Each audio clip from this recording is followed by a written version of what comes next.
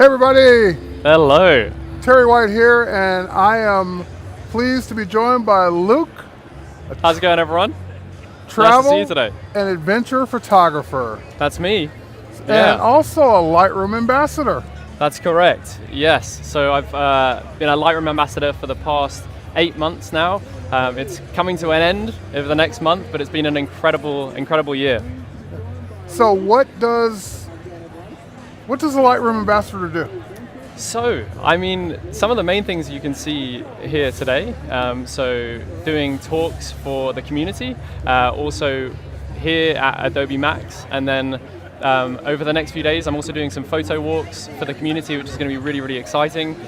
So for example, next year, if you're not here at Adobe MAX, next year you can get involved in the photo walks ran by the Lightroom ambassadors, and we also post about new Lightroom updates and things like that throughout the year.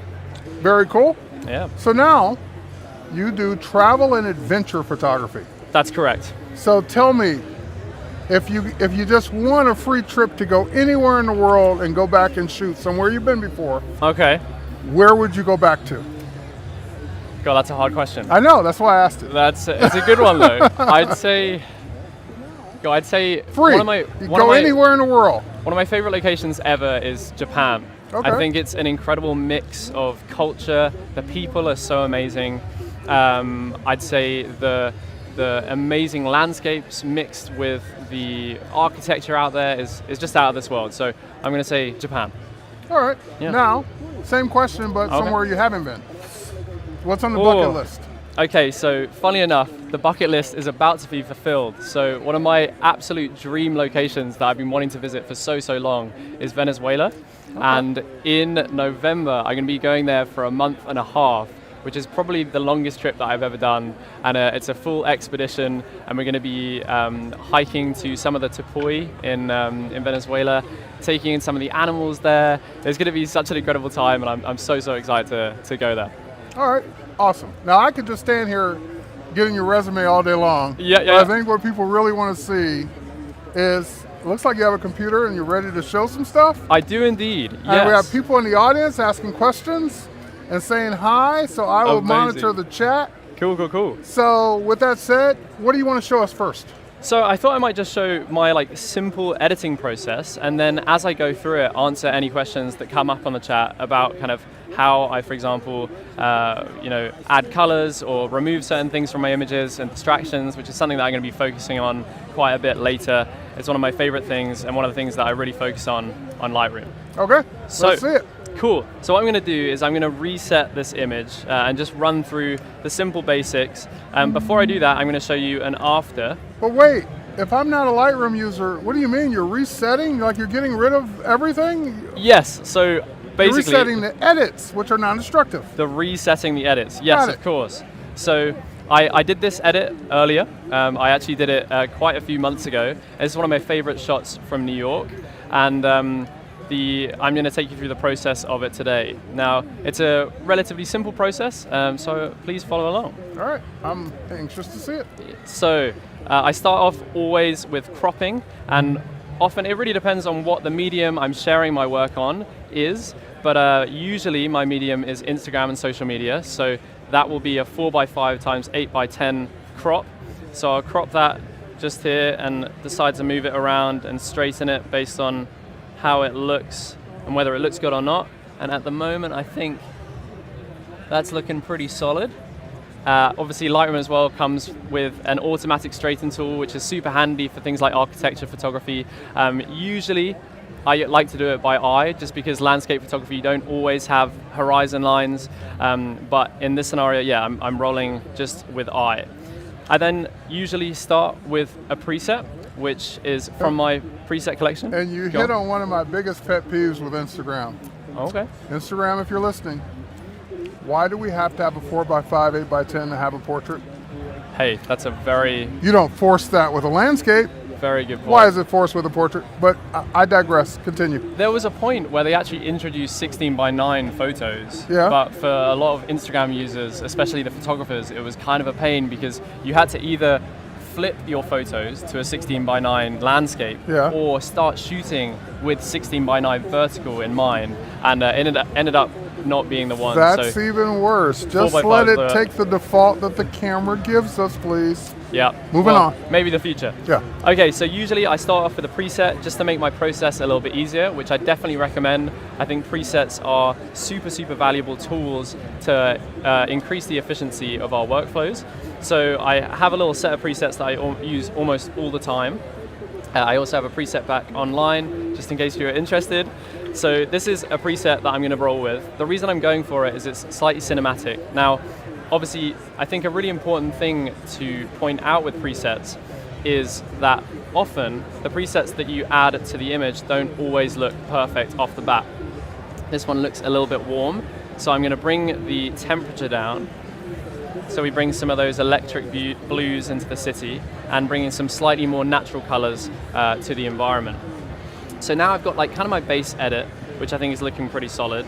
And then I'm going to run through my basic treatments here with things like contrast, bring my highlights up, probably bring my blacks down, because at the moment we've, in this preset, there's quite a cinematic kind of faded look to it. I'm going to come to the curves as well to bring the blacks down so that we've got some real contrast, some real punch going on.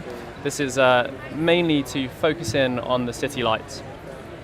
We're also going to bring some vibrance and saturation to really, really make those city lights punchy. And while you're making it punchy, I have a question from the audience. Okay. And I get this question all the time, so I'm interested on your take on it. Okay, I'm excited to answer it. From the chat, why should a photographer use Lightroom as opposed to Photoshop? That's a really good question. I actually use Lightroom and Photoshop all the time. Lightroom is for me, a finisher. So it also really depends on what the photo is. So I can show you guys how I use Photoshop in my workflow with this specific image, especially with some of the new releases in the generative AI and things like that. It actually is quite handy. But for me, I just usually do my base edits in Lightroom. You can still do this in Photoshop with Camera Raw.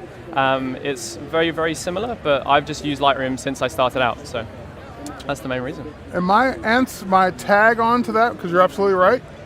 If you think of Photoshop and Lightroom and you did like the standard Venn diagram where you overlap just a little bit, in that sliver in the middle would be the non-destructive editing, Camera Raw, Lightroom. Mm-hmm. But Photoshop does a million things that Lightroom doesn't do, and Lightroom does a million things that Photoshop doesn't do in terms of organization. I have over 250,000 photos.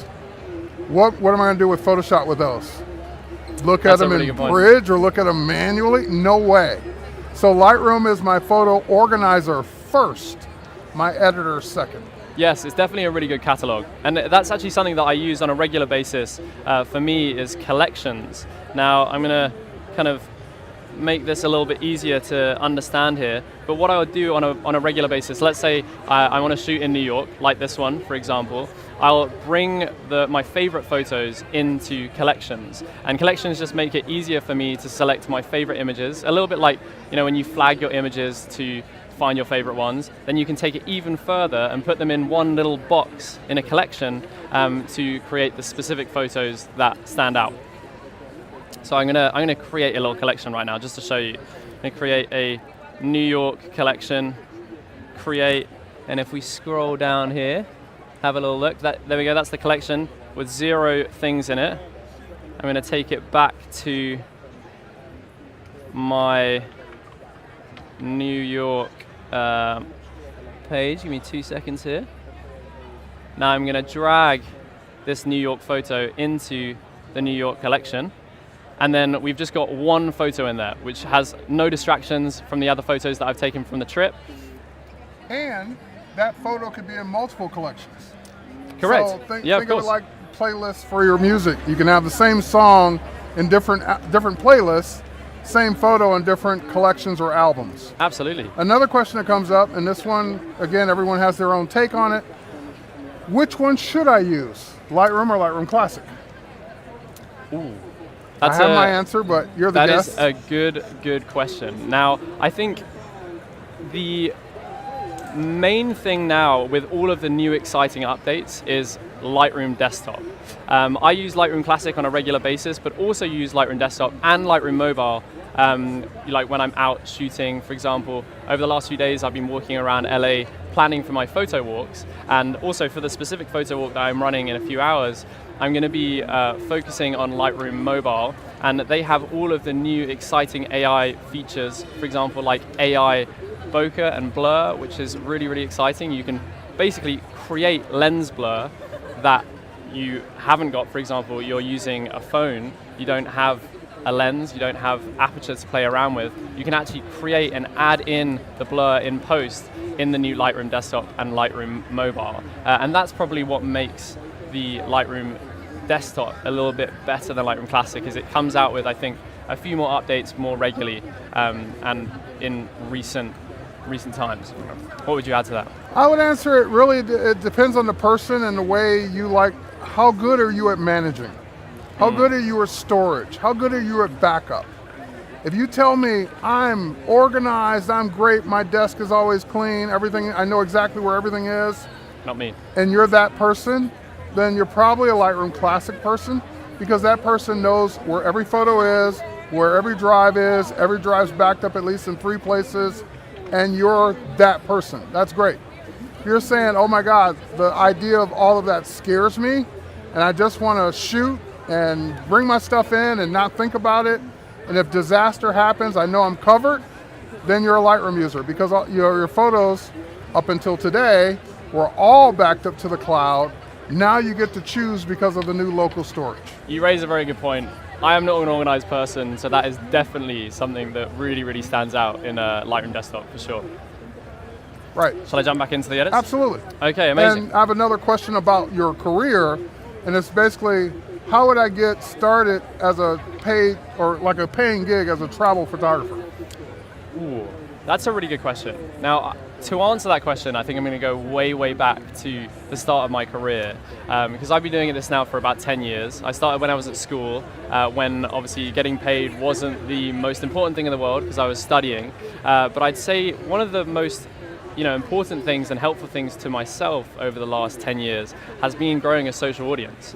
I think having social media and growing that really gets eyes on your work. So wherever you're shooting, whether it's outside your house, in your city at home, or in the environment while you're taking a hike, if you are consistently uploading to social media, then other people and clients can see your work and then reach out to you via email to try and get in contact for certain jobs. And that's what I've been doing since I started out.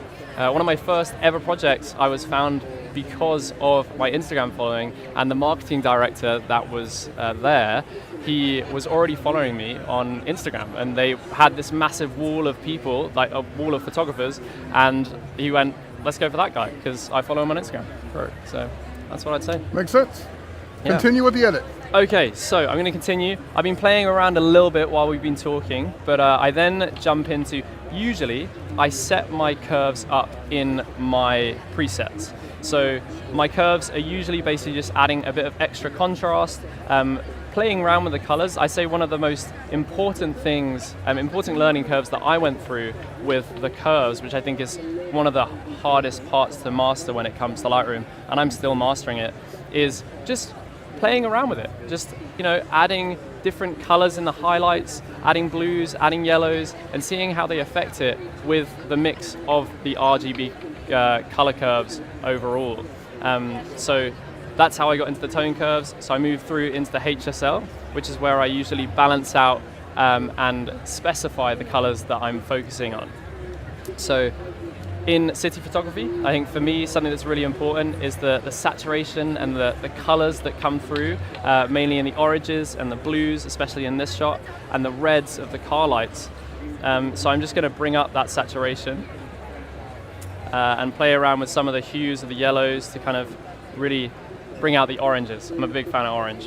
Kind of roll with that teal and orange kind of cinema color scheme. I then move through to the color grading tab, which sometimes I add a lot of color grading or split toning, it used to be called, and often I don't really add anything. It's very dependent on the photo. This one has some blues in the shadows to again emphasize those city electric blues, and I brought some yellows into the highlights for that cinematic look. Another thing that I think is really, really handy, and a tip that I think not that many people know, is the sharpening tool and the masking tool. And this comes in super handy when you're specifying on one subject, and let's say, for example, your camera didn't grab the sharpness too well. This masking tool will really, really help. So I usually press Option, and then slide the masking tool, and awesome. It shows me exactly what the sharpening is focusing on. So I'm going to all the white areas are being sharpened, all the Yes. dark areas are not. Exactly. So for example, right here, Everything. the whole thing is being sharpened. And we don't want that, because then it will end up just looking potentially a little bit too fake. Overcooked. So, exactly. So we're going to bring it all the way to the side and focus in on the roads and the cars and the city lights. And again, you can do this on any type of photo. Let's say, for example, you've taken a portrait and you want to increase the sharpness of the eyes. You can do this similar thing and see when it hits the eyes or the nose or the lips, and then decide there. So I think that's pretty solid. And then I can start adding my sharpening, and it adds it specifically to the white section of the image. So another question from the chat. How much time do you spend on each edit? Oh, that's another good question. It really ranges. It really depends. I'd say, on average, on an average day, I'd say it probably takes about 20 to 25 minutes. That's the whole workflow, from importing the shot to the Lightroom edit, and then taking it into Photoshop afterwards, and then exporting it, taking it back into Lightroom, and then adding the finishing touches, and then exporting. Probably about 25 minutes on average, I'd say. Yeah. So, Very cool. One other thing that I think is a really cool addition, which has come this year to Lightroom, which I'm sure a lot of you know already, is the denoise noise reduction tool, which is all through AI. Luckily, this image actually isn't too noisy anyway. I've already got a bit of grain on there, so if we take that off, we can actually see what kind of noise we're working with. It's not too bad. Luckily, my camera dealt with the city lights pretty well, but it's always nice to see what this denoise tool will do. Sometimes it really is out of this world what it can remove. Let's give this a go. Sometimes it takes a second. So you can decide how much denoise you wanna make. So it gives you a zoomed in example of what the photo looks like before, and then you can turn it off and see how it looks before and after. So that's before. You can see you've got some noise there, and if we press denoise, it completely removes it. Sometimes it's a little bit more obvious than this one, but it's a really good tool. I'd recommend using it. Okay, so right. Usually, that's around the end of my Lightroom edit. It's a relatively simple process. It also, I think, one thing that I spend a lot of time on is the brushes, the gradients, and the radial gradients, and focusing on shaping light. I think that's a really important aspect of photography. Again, in this specific photo, it doesn't apply too much because it's a night edit, and I wouldn't really be shaping light too much. But let's say, for example, I have some light rays, and I've shot an a rice terrace, and I have some light rays coming through the trees, and I want to emphasize those light rays a little bit. I will go into my brushes and select the light rays, and then bring up the exposure, the highlights, and the whites, just to kind of emphasize that lighting in the image, and often add things like vignetting with radial filters instead of vignetting, the actual vignetting tool in Lightroom. Yeah. Another question that's not directly related to what you do, but you might have an answer. I'll give my answer as well. Okay. So where would you suggest starting to learn and get to know the features offered in order to enhance wedding photography images as an intermediate user. And so my answer to you would be the same answer I give people when they ask me, do I shoot weddings? Can I technically shoot a wedding? I've done it, I can, but it's not my specialty. So if you really want great wedding shots, you should probably go to someone who shoots weddings and that's their full-time thing. Same thing with learning. I could teach you how to enhance portraits and people, but if you really want to get that next level technique for wedding portraits and wedding shots, you should go learn from other wedding photographers. And there's tons of them out there on YouTube and other places. Absolutely. So if I was looking to learn travel photography editing, this is where I'd go. As opposed to someone who shoots weddings. They're not going to give me necessarily the best techniques. That's a really good point. For editing travel photography. I think I'd add to that and say that in terms of learning, I think some of the best ways, just as you guys are right now, to learn is to get on YouTube and see the specific professionals in their field, as you said, and see how their workflow happens. You know, there's so much on YouTube, so much information. Like there's so many friends that I have that spend tons and tons of time showing their editing workflows and sharing it on YouTube.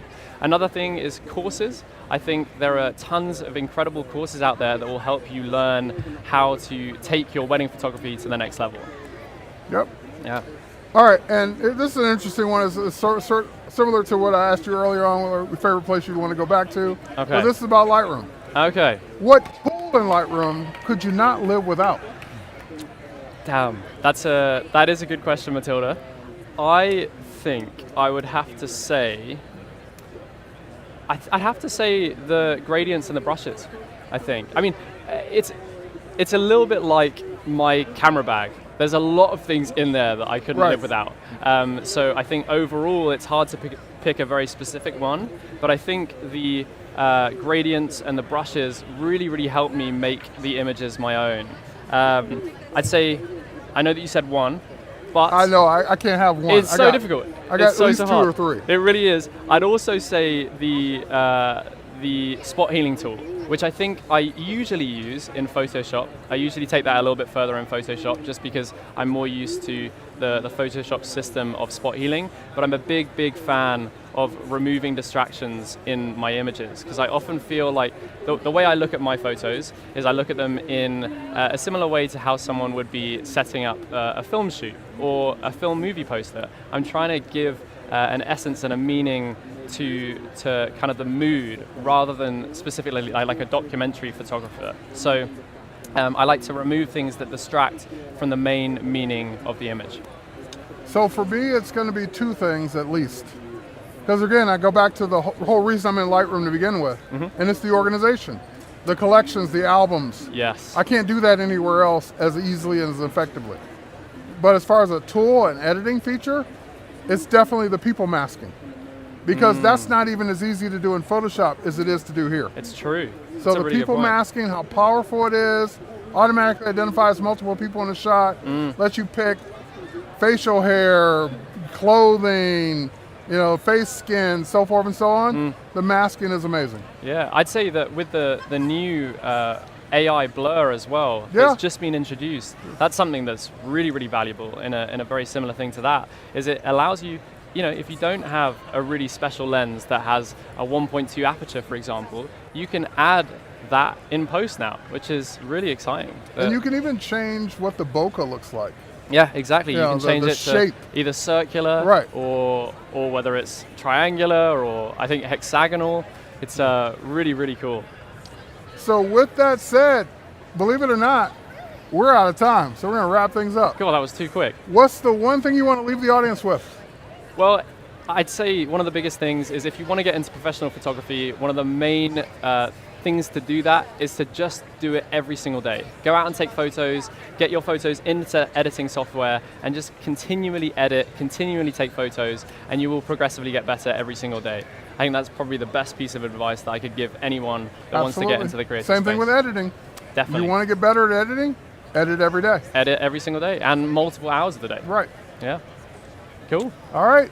Thanks, everyone. Thank you so much for watching, guys. Follow us on appreciate it. Instagram. Follow us everywhere. Please do. Catch you Cheers. later. Have a good day. Bye, everybody.